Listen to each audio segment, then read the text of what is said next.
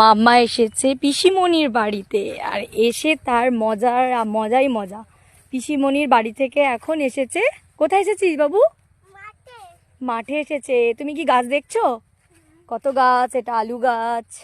এটা কি গাছ বলো? মটরশুঁটি গাছ। এইগুলো কি গাছ বলো? এইগুলো এইদিকে তোমার লেফট সাইডে এইগুলো কি গাছ বলো? আলু আলু।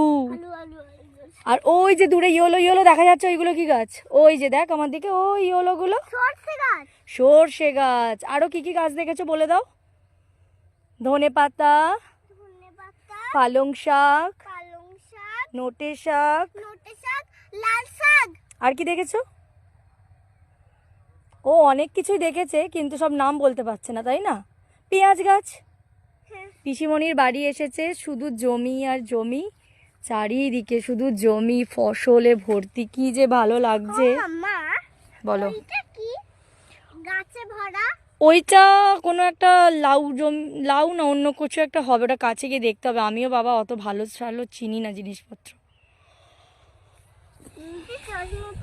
হ্যাঁ আমি তো ঠিকই বলেছিস বাবু। আমি তো চোখে চশমা পরে আছি, আমি তাও কিছু চিনতে পারছি না, তাই না? ভুলটা আমার।